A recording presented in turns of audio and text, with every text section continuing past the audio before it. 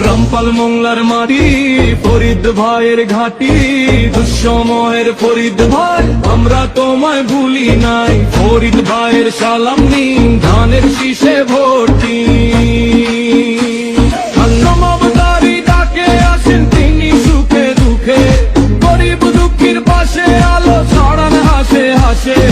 12ই ফেব্রুয়ারি সারাদিন ধানের শীষে ভর্তি।